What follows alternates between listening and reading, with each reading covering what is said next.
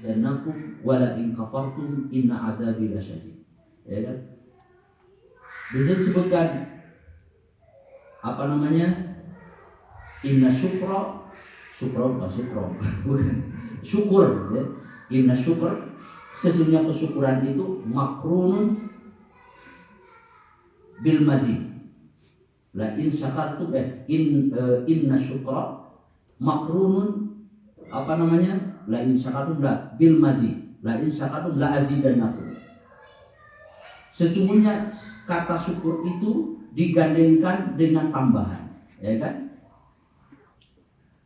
Lalu kemudian ukurannya adalah barang siapa yang selalu bersyukur, Allah tidak akan henti-henti menambah nikmat kepada seorang hamba selama dia tidak pernah menghentikan rasa syukurnya kepada Allah.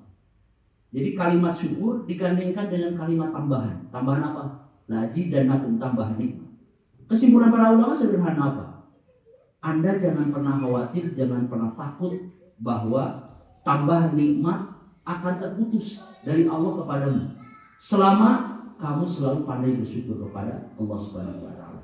Jadi kata syukur, kata tambahan dari Allah Subhanahu wa taala itu melahirkan kesimpulan siapa orang yang selalu pandai bersyukur, ya kan? Selama orang itu selalu mensyukuri pemberian dari Allah, maka tambahan dari Allah itu tidak akan terputus. Tapi kalau kita sudah tidak lagi mensyukuri nikmat Allah, maka jangan mengharapkan adanya tambahan nikmat dari Allah Subhanahu wa taala. Itu standar ukuran.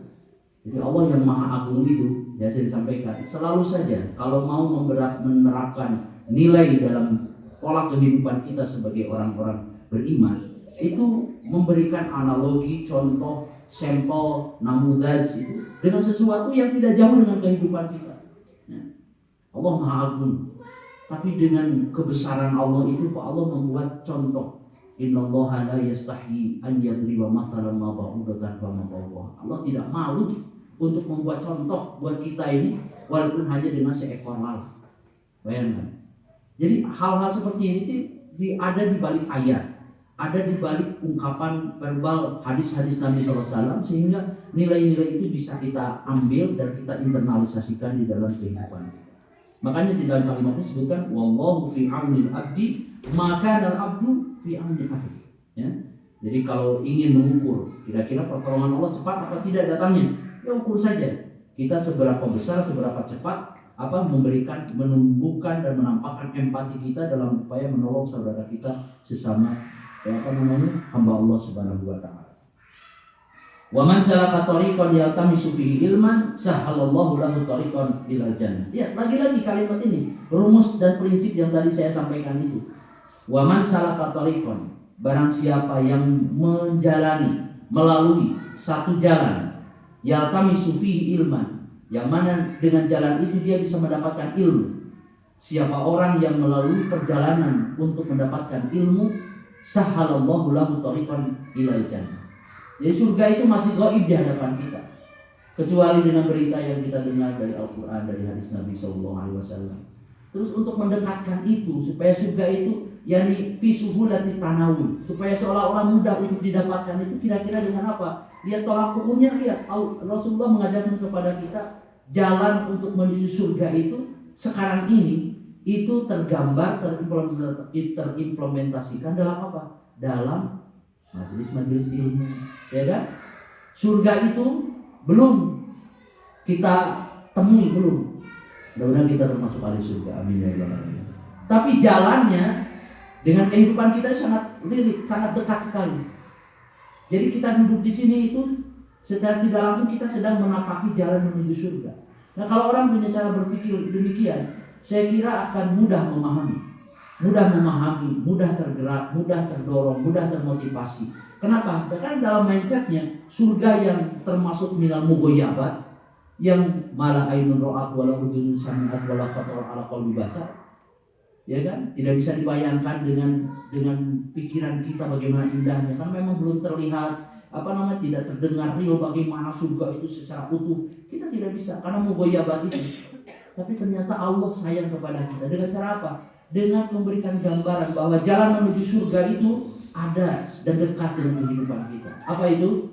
Majelis-majelis ilmu, memakmurkan masjid, itu jalan menuju surga. Bahkan dalam sebuah hadis disebutkan ketika Nabi mengatakan, kalau tahukah kalian kepada para sahabat apa itu riyadul jannah, ya kan? Idza marartum bi riyadil jannah fartahu, kata Nabi. Kalau kalian melewati taman-taman surga, maka nikmatilah, ambillah keutamaan, kemuliaan, keberkahan yang ada di dalam taman surga itu. Para sahabat bertanya, kita sedang tidak di taman, misalnya, kita sedang tidak berada di taman surga. Terus apa yang di taman surga? Kata Nabi SAW, hilaqul dzikr, yaitu hilaqah ataupun kumpulan-kumpulan komunitas manusia yang sedang berzikir kepada Allah Subhanahu wa Ta'ala.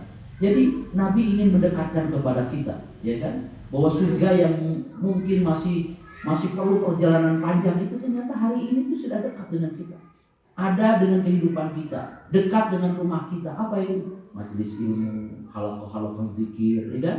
Itu adalah surga kita hari ini yang kemudian nanti Allah akan balas dengan surga yang nyata berupa kenikmatan yang tiada habisnya. Maka saya disebutkan, wa man salaka tariqan yaltamisu fihi ilman sahhalallahu lahu tariqan ila jannah. Siapa orang, ya kan, yang menempuh jalur ilmu, maka sebetulnya dia sedang menempuh jalur menuju surga. Bayangkan, jalan-jalan Allah akan mudahkan baginya jalan menuju surga. Baru kemudian, wa mastama'a qaumun fi baitin min buyutillah yatluna kitaballah wa yatadarasuna bainahum illa nazalat 'alaihim sakinah wa ghasyiyatuhum rahmah wa hafathumul malaikah wa dzakarahumullahu fi man indah. Lalu kemudian Nabi SAW memberikan gambaran kepada kita, wa mastama'a qaum, tidaklah satu kaum berkumpul, istima seperti ini, berkumpul. Di mana kumpulnya? Di baitin min buyutillah, di salah satu rumah di antara rumah-rumah Allah. Walillahil matsalul a'la. Bukan berarti Allah berdiam di masjid, bukan. Jadi kalau ada kalimat kemudian digandengkan dengan lafzul jalalah, ada lafaz digandengkan dengan lafzul jalalah, menurut para ulama ahli bahasa mengatakan hadza lidilalati ala makna syaraf. Ini menunjukkan kepada makna kemuliaan. Baitullah yang merujuk kepada apa? Merujuk kepada Masjidil Haram. Di situ ada Ka'bah musyarrafah, disebut Baitullah. Kata Baitun artinya rumah. Kemudian digandengkan ataupun diidopatkan dengan lafzul jalalah. Itu apa? Allah disebut Baitullah, artinya rumah Allah. Bukan berarti Allah tinggal di Ka'bah, bukan.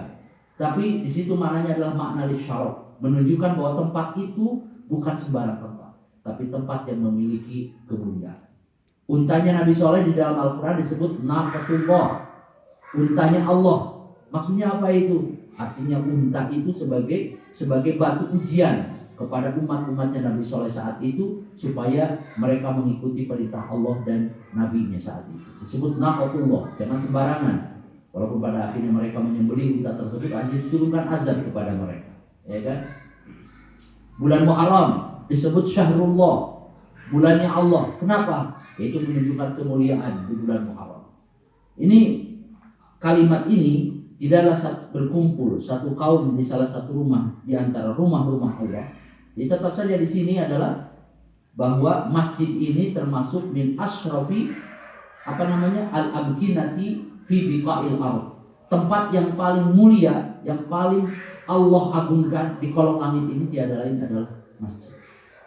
Makna masjid yang dimaksud dalam hadis tersebut bahwa masjid adalah tempat yang paling mulia, maknanya adalah bukan berarti semua tanah, karena dalam hadis mengatakan ju'ilat liyal ardu kulluha masjidan. Ya kan? Allah memberikan kemuliaan kepada risalahku, kenabian, risalah yang aku bawa ini diantaranya adalah apa? Selain diberikan kemenangan sebelum perjalanan menuju musuh, 2 bulan perjalanan musuh sudah ciut duluan. Itu diantara keunggulan yang Allah berikan kepada Rasulullah SAW.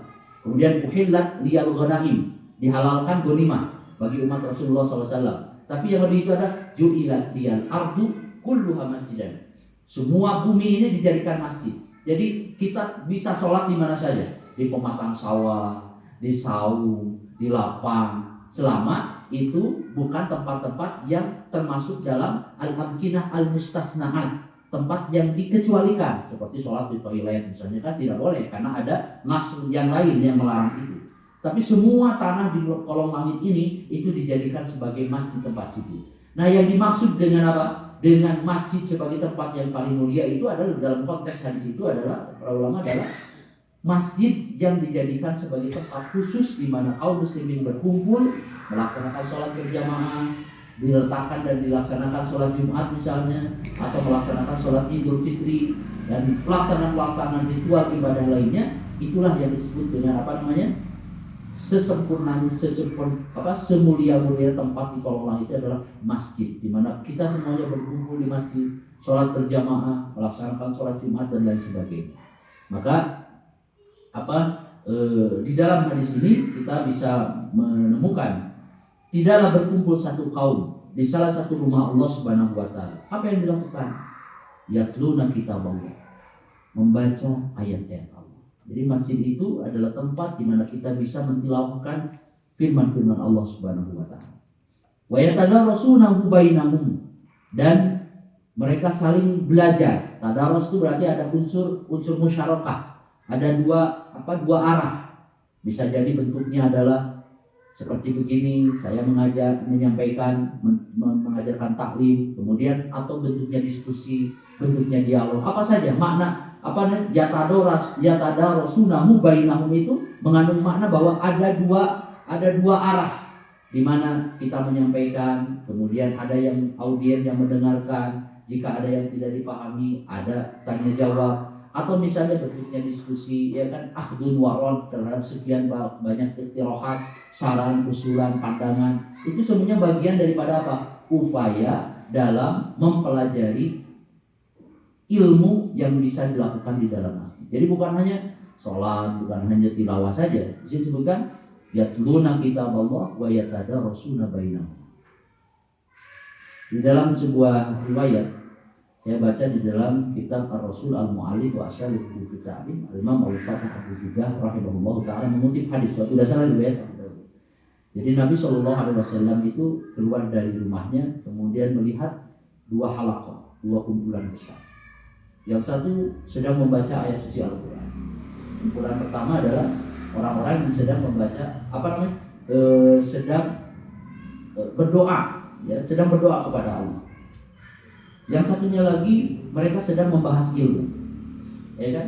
Lalu Nabi mengatakan kepada keseluruhannya, dua kelompok besar itu, Nabi, kullukum ala khair. Masing-masing di antara kalian insya Allah berada di atas kebaikan. Orang yang berdoa, kalau Allah menghendaki insya'a, istajabah.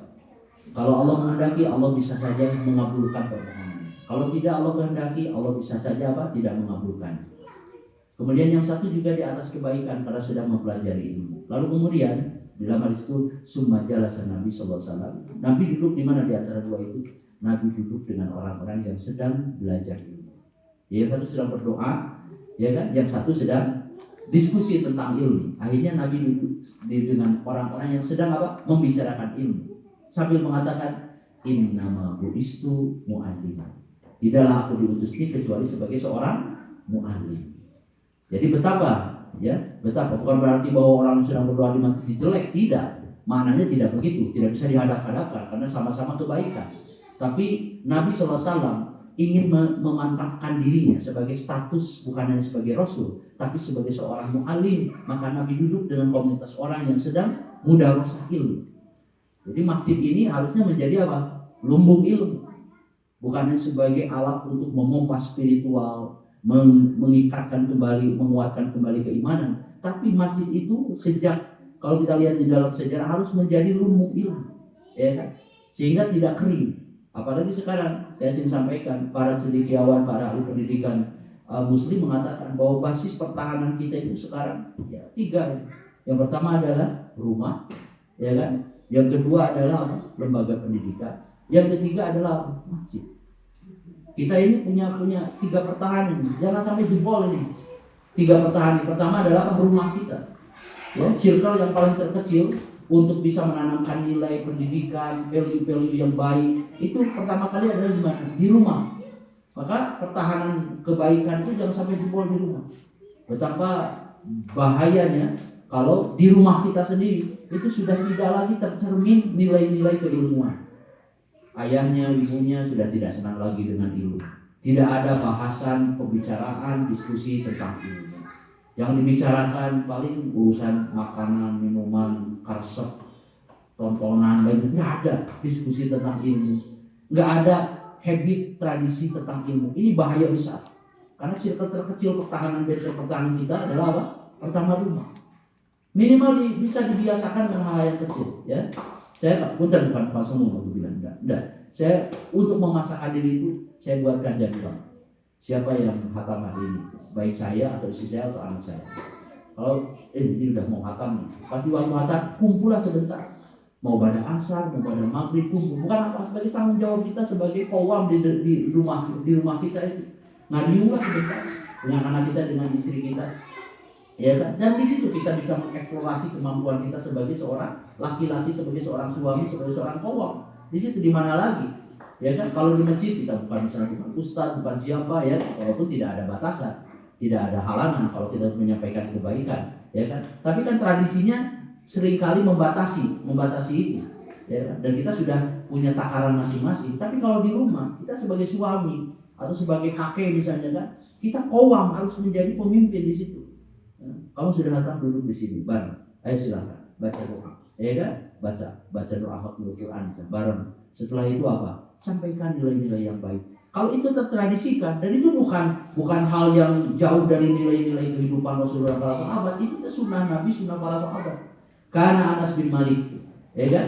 Yajma ahlahu idza wajada ahadan minhum khatama minal Quran. Jadi Anas bin Malik itu sahabat yang katanya usianya panjang sampai 93 atau mengatakan sampai 120 tahun. Anaknya banyak. Di antara kebiasaan sunnah beliau yang selalu jaga, kalau ada yang hatam di antara anak cucunya, itu beliau kumpulkan dan berkumpul bersama untuk sama-sama berdoa. Itu sunnah para sahabat, ya.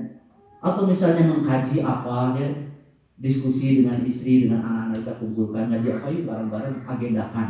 Apalagi mau Ramadan, ya, momentum penting. Supaya apa? Supaya ada kebiasaan, ada tradisi ilmu di rumah kita. Pertama, benteng pertahanan kita adalah apa? Pertahanan adalah rumah. Yang kedua adalah lembaga pendidikan, baik pesantren, sekolah, madrasah, apapun bentuknya, itu benteng pertahanan kedua. Jangan sampai jebol juga. Jebolnya lembaga pendidikan itu bisa jadi ya kurikulumnya jalan, tapi salah orientasi. Orientasinya kepada materi, naudzubillah min dzalik, ya. Yang ketiga adalah apa? Masjid. Maka saya sangat bercita-cita ingin sekali seandainya masjid itu bisa berfungsi betul sebagai lumbung ilmu. Kenapa? Karena sekarang ini orang untuk bisa mengakses ilmu dengan betul-betul ilmu yang misalnya ya betul-betul terstruktur, belajar dari dasar, itu kan harus mondok. Kalau di pondok atau pesantren mungkin kita belajar betul-betul ilmu itu. 12 pan ilmu itu mungkin bisa kita pelajari, ya kan?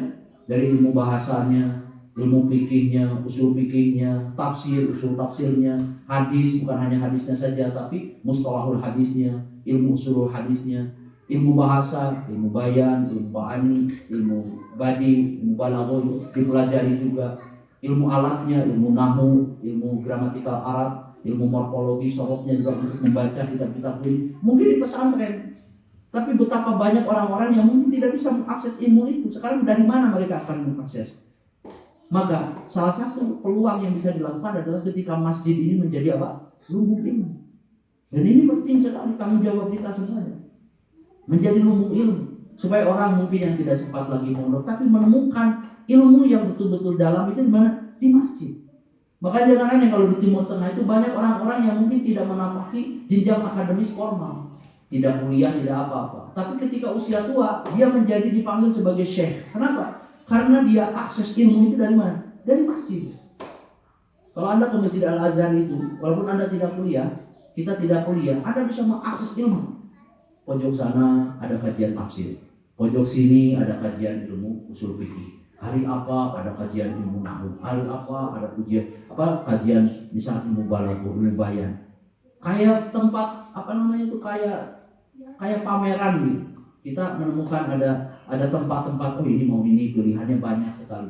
Sehingga walaupun tidak bisa menapaki jenjang akademis formal, Di masjid itulah mereka bisa mengakses ini.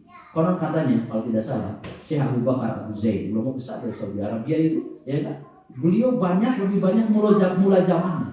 Yang kemudian ada yang mengakses dan memberikan kesempatan sehingga mengambil doktoral, beliau menjadi bukan menjadi doktoral, atau menjadi syekh, tapi beliau menapaki ilmunya itu lebih banyaknya di mana? Di mulai zaman itu. Kalau kita ke Masjid Nabawi misalnya pada maghrib sampai pada isya, maka sebentar itu kesempatannya.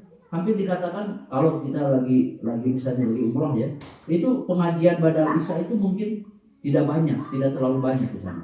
Tapi yang banyak itu misalnya dari asar ke maghrib atau dari maghrib ke mana? Ke isya. Itu lihat di Masjid Nabawi. Pojok sana, kajian ada guru-guru marom, ada tafsir Ibnu Katsir. Kita memimpikan itu. Tapi ya di Indonesia belum tumbuh dengan baik, ya kan? Belum bisa tumbuh tradisi keilmuan itu dengan sebagaimana tumbuh di Timur Tengah. Maka wa yatadarasuna bainahum illa nazalat alaihim sakinah, kecuali akan turun kepada mereka itu apa? Ketenangan. Nazalat alaihim sakinah. Pertanyaannya, kenapa ketenangan itu turun? Dari mana datangnya? Hibatun minallah am amrun iktasaba bil abdu. Adalah pemberian langsung sekonyong-konyong datang, atau adalah sesuatu yang Allah berikan tapi disebabkan oleh kasabnya seorang hamba. Kalau kita dalam konteks ini adalah kasab. Berarti sakinah itu amrun muktasab. Qabla an takuna sakinatu amrun mauhuban. Jadi sakinah ketenangan itu sesuatu yang harus diusahakan.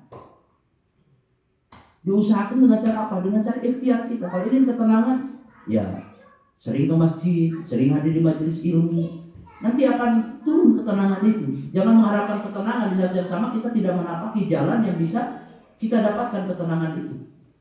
Jauh dari majelis ilmu, tidak senang dengan ilmu, ini tidak mungkin. Karena di sini dikatakan wa majtama'a qaumun fi baitin min buyutillah tadi nazalat alaihimus sakinah. Makanya dalam Al-Qur'an disebutkan wallazi anzalas sakinata fi qulubil mu'minin. Dialah Allah yang menurunkan. Bahasanya adalah menurunkan dalam hati orang-orang beriman. Allah turunkan itu setelah apa? Setelah kita itu berakhdul asbab, mengambil sebab. Lalu kemudian wa ghasyiyatuhumur rahmah. Mereka akan dihimpun oleh apa? Sampai jam berapa ini tadi? 45 ya.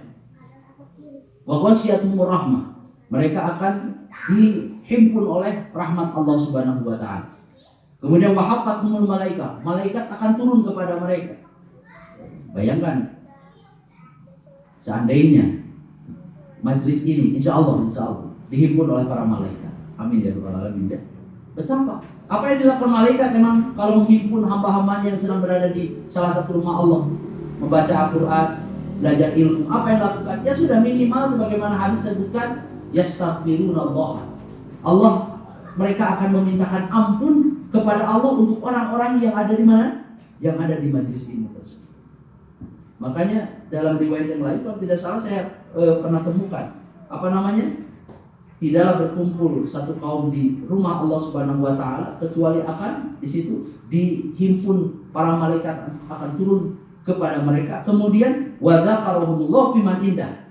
Allah akan menyebutkan mereka semuanya yang hadir di majelis itu, di rumah Allah itu, di makhluk-makhluk yang ada di sisinya. Siapa? Di malaikat. Caranya adalah, ungkapannya adalah riwayat yang lain mengatakan, ya malaikati inni uhibbu fulan. Wahai para malaikatku, ishhadu, saksikanlah sesungguhnya aku mencintai si fulan. Ya kan? Fa'ahibbu, cintailah mereka. Kemudian fawudi afil ardil qabul. Lalu kemudian diletakkan di muka bumi ini apa? Al-qabul. Apa al-qabul itu? Penerimaan. Kata para ulama, kalau sudah ada al-qabul di bumi buat kita, buat hamba-hamba Allah yang Allah kehendaki, jangan aneh kalau tanah yang dia injak itu akan berdoa kebaikan. Pakaian yang kita pakai di majelis ilmu ini akan mendoakan kita. Kendaraan yang kita pakai untuk taat kepada Allah datang menjemput ilmu akan mendoakan kita. Jadi semua apa yang ada di bumi itu menerima kehadiran kita. Dan itu bukan satu hal yang aneh. Berangkat dari prinsip besar, judul besarnya lillahi alam taro annallaha Yasjudu lahu man fis samawati wa man fil ardh. Apakah kamu tidak melihat bahwa bersujud kepada Allah apa yang ada di langit dan di bumi, semuanya sujud, bertasbih, yusabbihu lahu ma fis samawati wa ma fil ardh, bertasbih kepada Allah. Hanya saja walakinnakum la tafqahuna tasbihahum. Hanya saja kamu tidak paham, tidak mengerti bagaimana cara mereka bertasbih. Kita tidak pernah tahu bagaimana tatkala kita datang menuju masjid, kita tidak pernah tahu bagaimana mungkin ada seekor burung yang kemudian ridho dengan kita, dengan apa yang kita lakukan. Kemudian dia bertasbih, memintakan ampun kepada Allah, berdoa kepada Allah untuk kita. Kita tidak pernah tahu. Walakinnakum la tafqahuna tasbihahum. Kamu tidak tahu bagaimana cara mereka bertasbih. Kalau mereka bertasbih, kalau mereka itu punya cara sholat mereka masing-masing, maka tentu saja apa yang dilakukan oleh orang-orang beriman itu pasti akan mendapatkan penerimaan. Karena hadis itu banyak sekali. Kalau ada orang beriman meninggal, orang yang baik meninggal, ketika Nabi SAW berkumpul dengan para sahabat, kemudian lewat jenazah, kemudian apa namanya? Mustarihun min, mustarihun au mustarahun min. Rasulullah bertanya, Rasulullah, ada dua jenazah yang lewat. Pertama Rasulullah mengatakan mustarih, yang kedua mustarahun min. Apa maksudnya ya Rasulullah? Ketika ada lewat yang pertama mustarihun, yang kedua mustarahun min. Apa maksudnya? Kalau mustarih itu seseorang yang istirahat, ya. Maksudnya bagaimana? Apabila orang baik meninggal, orang beriman meninggal, wafat meninggalkan dunia, istaroha min ta'abid dunia. Dia istirahat dari seluruh kepenatan dan kelelahan dunia. Di dunia kira-kira capek apa tidak? Capek dunia. Nyari nafkah, pergi pagi pulang sore. Capek dunia, asli. Kehujanan, kepanasan, punya amanah tanggung jawab ngurus anak. Kalau bukan karena memang huban lil amir, cinta kepada zat Allah yang memerintahkan, rasanya kita ini ingin lari dari tanggung jawab ini. Lelah di dunia ini. Kalau bolehlah nawar kepada Allah, seandainya sudah dapat dipastikan ada kartu, ada tiket kita untuk mendapatkan keselamatan akhirat. Rasanya ingin segera saya pergi meninggalkan dunia ini. Lelah dunia ini, capek saya. Tapi karena tidak begitu seorang mukmin, nggak boleh putus asa. Dulu para sahabat mengatakan, ya Rasulullah, seandainya boleh nggak seseorang itu berdoa kepada Allah supaya minta mati? Kata Nabi, wa in kana labud, kalau memang harus begitu, maka doanya adalah Allahumma ahyini in kanatil hayatu khairan. Ya Allah, hidupkan saya seandainya hidup itu lebih baik menurut Engkau untuk saya. Wa amitni in kanatil mautu khairan li. Dan wafatkan aku seandainya wafat itu lebih baik menurut Engkau untuk saya. Jadi pilihannya adalah terserah Engkau. Kalau hidup ini panjang umur ini, sampai saya tua, sampai saya lansia, lebih baik menurut Engkau panjang umur, panjang barokah, panjang maslahat, panjang manfaat, panjang jasa. Lebih baik menurut Engkau panjang, nggak apa-apa. Tapi kalau kehidupan ini hanya akan membawa melipat gandakan keburukan buat saya, segera ambil saya dalam keadaan husnul khotimah. Kan begitu Nabi mengajarkan kepada kita. Capek di dunia ini. Kalau bukan karena di mindset bahwa semua ini bagian daripada ujian yang tentu saja akan melahirkan orang yang bersyukur, orang yang kufur. Nanti orang yang bersyukur akan dibalas kebaikan, orang yang kufur akan mendapatkan balasannya setimpal. Rasanya kita ingin menghindar dari kepenatan dunia. Maka ketika ada jenazah yang lewat, kata Nabi, mustarih. Apa artinya? Jadi huwa yastarih min ta'abid dunia. Dia istirahat dari seluruh kepenatan dunia, capek di dunia ini. Tapi ketika ada yang lewat lagi, mustarahun min. Kalau orang yang meninggal itu adalah orang yang durjana, orang yang jahat, orang yang durhaka kepada Allah, maka mustarahun min. Dunia ini diistirahatkan dari seluruh keburukannya. Dia maksiat, dia durjana, dia berbuat jahat, dia zalim. Setelah dia meninggal, tanahnya, pakaiannya, rumahnya istirahat lagi, sudah tidak lagi dipakai untuk maksiat oleh dia. Maka kita ingin berharap, kalau apa? Kalau harapan kita itu kita menjadi orang yang mendapatkan penerimaan. Makanya wamudi'atil ardil qabul, maka diletakkan di bumi penerimaan. Kita ingin dunia ini mendoakan kita. Tanah yang kita injak itu berdoa. Mereka ridho karena dipakai mengaji. Kita ingin kendaraan itu tidak dipakai maksiat, tapi dipakai taat kemana-mana. Sampai hancur sekalipun, kendaraan itu berdoa kepada Allah. Ridho dengan apa yang kita gunakan dengan alat tersebut. Ya. Saya ingat guru saya kayak Imam Jakasi kalau tadi cerita. kalau sudah membangun bangunan mau ngecor itu seringkali pada subuh atau setiap keluar dari masjid itu ngelilingi pasir, ngelilingi besi, teras, semen, besi, sambil zikir. Jika ditanya oleh murid-muridnya, Pak Kiai kenapa? Kalau lagi kencang-kencangnya membangun asrama, bangun infrastruktur di pesantren, kok seringkali keliling gitu, kayak nggak ada kerjaan. Jawabannya, jangan kira bahwa mereka semuanya itu benda-benda ini diam. Semuanya bertasbih kepada Allah. Kalau kita doakan, kalau kita sama-sama ikut bersatu frekuensi dengan mereka bertasbih, kita juga bertasbih, maka mereka sama akan mendoakan kita, memberikan kemudahan, minta kepada Allah supaya diberikan kemudahan. Mereka kamu yang sama dengan kita, ya kan? Kita ini sering diajarkan kalau kita tawaf, gitu kan? Kita berputar itu tidak seperti jarum jam, ya kan? Tapi melawan arus, melawan arah jarum jam itu. Ya kan, kalau kita amati semua benda-benda langit itu, ya kan, matahari semuanya itu putarannya itu sebagaimana kita melaksanakan tawaf. Berarti apa pelajaran?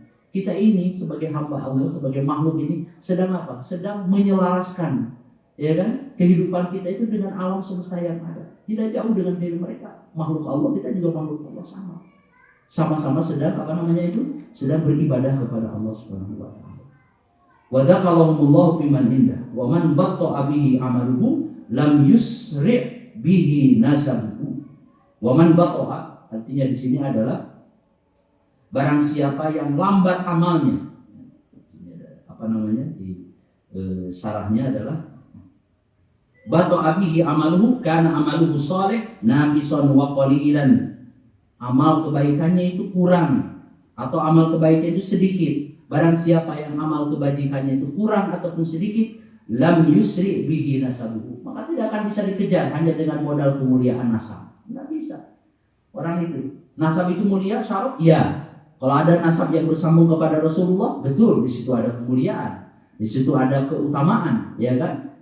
Lebih daripada orang-orang yang mungkin sanad nasabnya tidak bersambung kepada Rasulullah SAW, yang sekarang ini lagi rame-ramenya, belum berhenti, ya kan? Isu tersebut, diskusi tersebut. Tapi terlepas dari itu, bahwa semuanya lebih diutamakan kepada apa? Apa yang kita usahakan. Mungkin kita bukan nasab kita tidak bersambung kepada Rasulullah. Tapi kalau kita mengikuti sunnah Nabi dari aspek apa? Melaksanakan amal kebajikan, setidaknya kita itu bersambung kepada Rasulullah SAW. Dari sisi apa? Dari sisi ajaran. Karena Nabi mengatakan sesungguhnya para nabi dan para rasul itu la yarisuna dirhaman wala dinar, tidak meninggalkan, tidak mewariskan dirham, tidak mewariskan dinar. Walakinnahum yarisuna ilma, tetapi mereka mewariskan kepada kita itu ilmu. Faman akhadahu faqad akhadha bihablin wafir. Siapa orang mengambil bagian ilmu itu, ilmunya Rasul, ilmunya para nabi, sunnahnya Rasul, sunnahnya para anbiya wa rasul, faqad akhadha bihablin wafir. Dia telah mengambil satu bagian yang besar. Kita bukan keturunan Rasulullah, tapi kalau kita mengambil bagian ilmunya dengan cara mengamalkannya, mengikuti sunnahnya, komitmen dengan sunnah Nabi SAW, maka disitulah kita mengambil bagian yang sangat-sangat besar. Gak usah berkecil hati.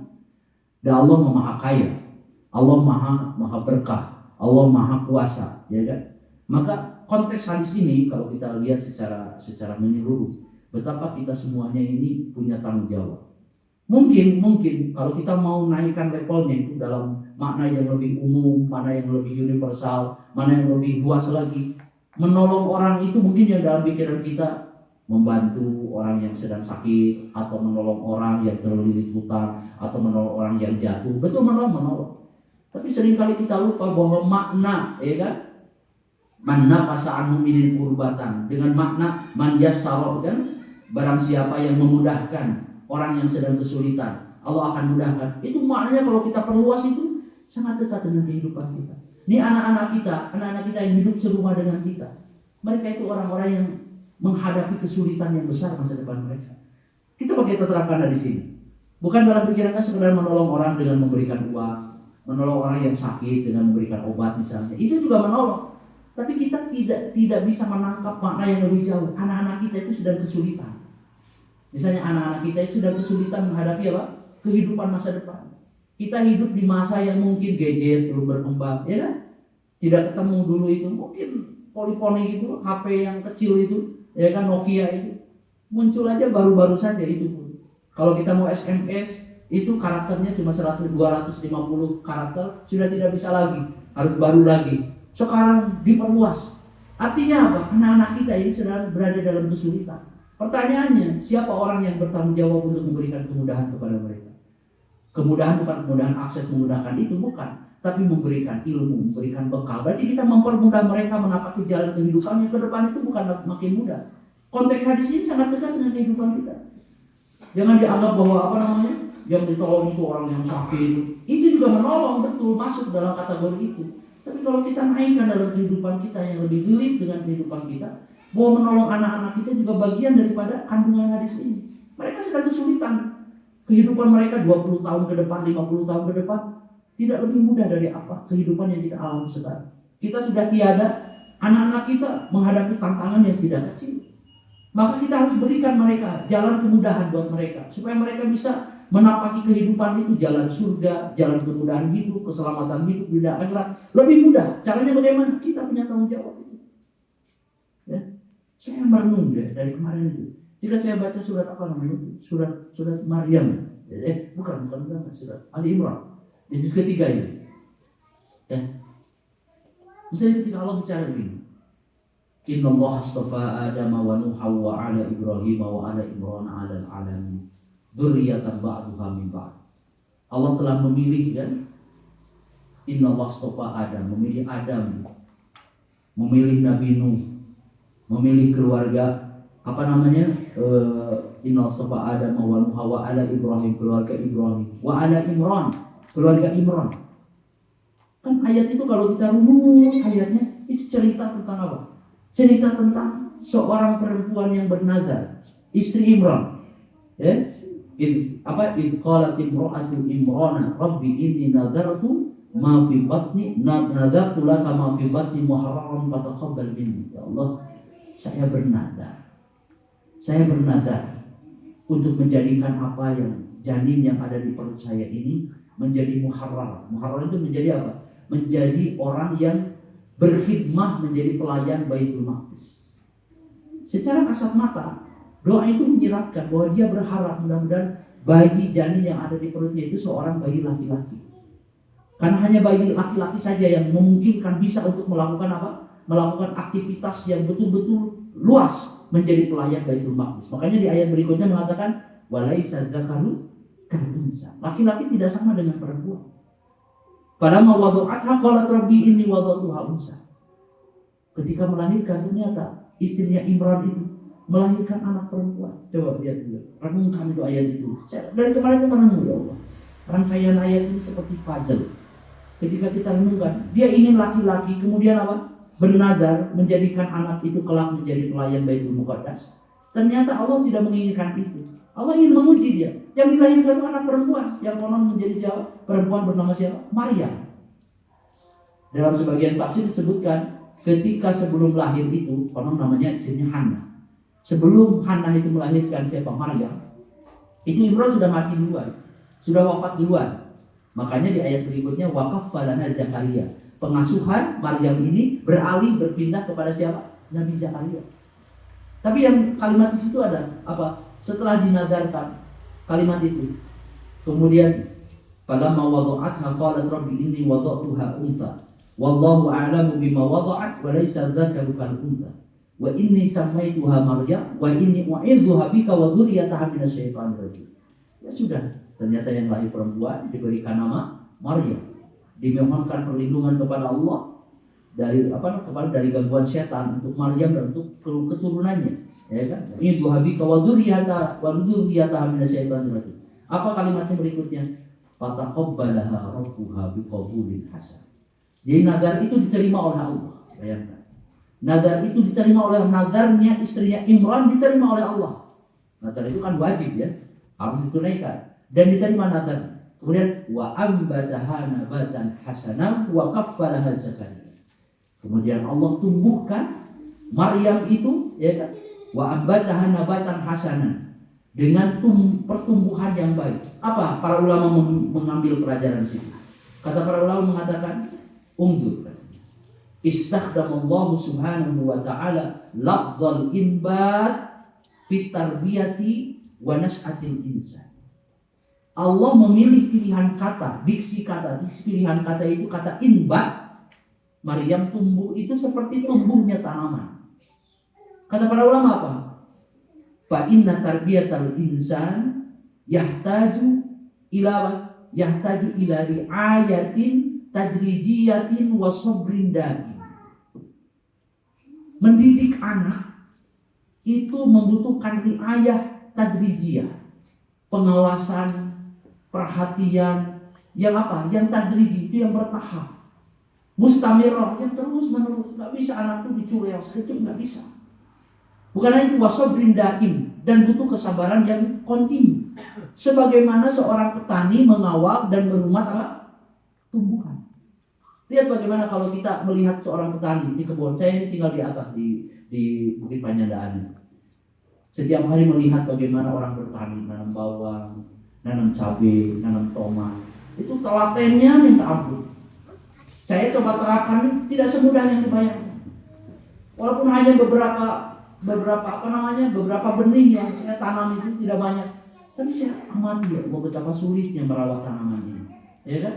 Dari mulai pilihan memilih media tanamnya itu harus baik, gembur, campur dengan kotoran hewan, kemudian siapkan pembenihan, kemudian bibitnya direndam semalaman kalau cabai atau cengkeh, kemudian simpan di situ, tumbuh di tempat yang teduh, jangan sampai terlalu kena sinar matahari. Mulai tunasnya tumbuh. Setelah tumbuh itu apa yang dilakukan? Dikasih apa? Kasih misalnya apa itu?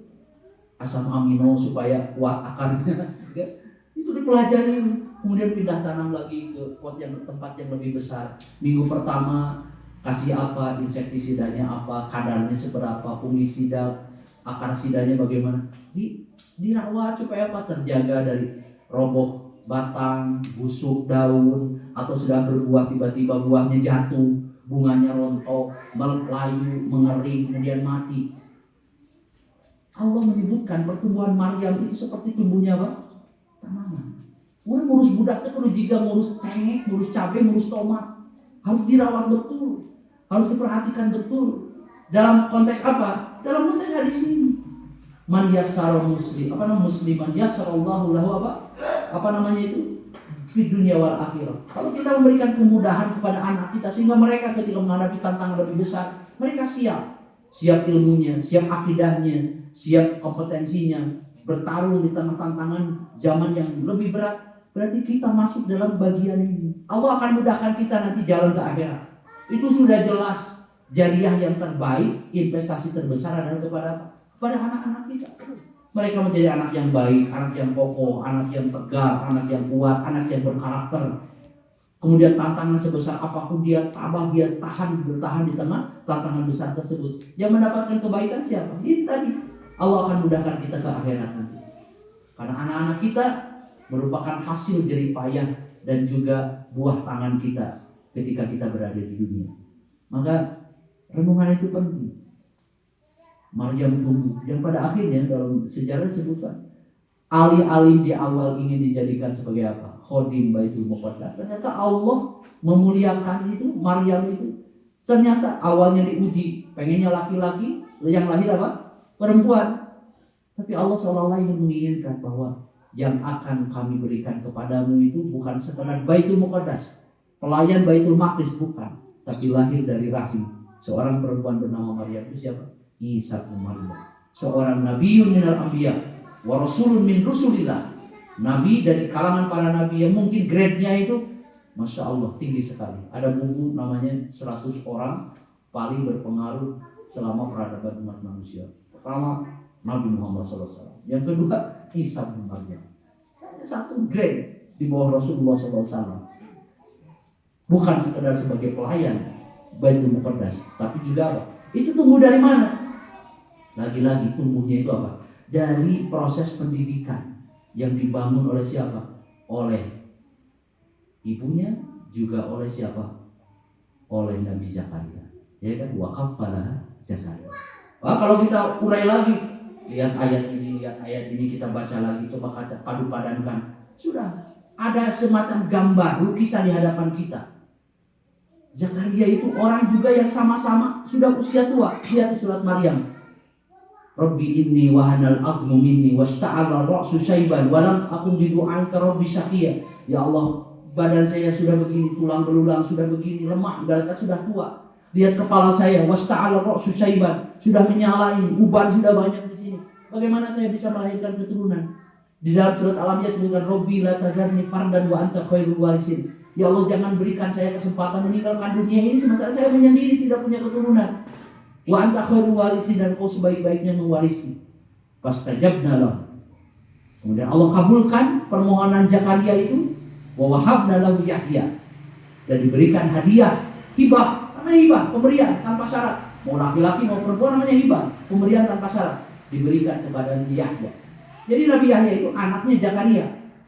Nabi Isa putranya Maryam itu putranya Imran. Maryam melahirkan Isa. Makanya di peristiwa Isra Mi'raj, di hadis Isra Mi'raj riwayat Bukhari Muslim disebutkan di langit ketiga apa keempat Nabi yang ditemui oleh Rasulullah SAW saat itu siapa? Nabi Isa dan Nabi Yahya. Nabi Yahya dan Nabi Isa itu ditemui oleh Rasulullah SAW. Keduanya mengucapkan salam kepada Rasulullah, ya kan, dengan mengatakan marhaban ya akhi soleh, selamat datang wahai saudaraku yang soleh, wan nabi soleh, dan nabi yang soleh. Itu dikatakan oleh siapa? Nabi Yahya dan Nabi Isa. Kenapa? Karena Yahya dan Isa itu satu rating, sama seperti Nabi Ismail dengan Ishak, sama seperti Nabi Lut dengan Nabi Ibrahim, sama seperti Nabi Musa dengan Nabi Harun alaihissalam. Satu rating. Karena Yahya putra daripada siapa? Nabi Zakaria. Dan Nabi Isa putra daripada Maryam, yang tiada lain adalah anak yang yang ditumbuh kembangkan di bawah pengasuhan Nabi Zakaria alaihissalam. Ini gambaran penting buat kita. Bacalah silakan ayat Quran tentang Nabi Yahya gimana, ya kan? Ya Yahya khudil kitab bi quwwati wa atainahu hukma sobiyah, diberikan hikmah di waktu kecil. Nabi Yahya. Nabi Yahya itu orang nabi yang sejak kecil sudah dikasih apa? Hikmah. Diberikan hikmah, kemudian wabarrum biwalidayhi, berbakti kepada orang tuanya, bertakwa kepada Allah, itu sejak kecil. Nggak mungkin orang itu di usia muda, di usia belia itu sudah punya akhlak etika seperti itu, punya hikmah, taat kepada orang tua, kecuali di belakangnya ada siapa? Ada pengasuh, ada orang tua, ada ayah, ada ibu yang hebat. Nggak mungkin anak tumbuh dengan baik di usia yang masih belia, kecuali di belakangnya ada pahlawan yang tidak tertulis di dalam kitab sejarah. Siapa? Ayah dan ibu. Makanya oleh sebab itulah kita penting. Hadis ini konteksnya sangat dekat dengan kehidupan kita. Kita memberikan kemudahan, anak kita yang kesulitan, termasuk juga menolong saudara kita dalam berbagai bentuknya, semuanya adalah bagian yang mengarahkan kita kepada kemuliaan. Makanya judul ini Jawami'ul Khair adalah bagian judul yang menurut saya ibarat kata sesuatu yang ditempatkan secara presisi. Kenapa? Karena mengandung dua unsur penting, maslahat dunia dan maslahat akhirat. Hubungan korelasi antara dimensi ketuhanan ilahiyah dengan dimensi kemanusiaan sebagai bashar. Saja mungkin yang bisa saya sampaikan dan silakan bersemangat. Jazakumullah khairan. Mudah-mudahan kita bisa lanjutkan pada kesempatan. Assalamualaikum warahmatullahi wabarakatuh. Waalaikumsalam warahmatullahi wabarakatuh.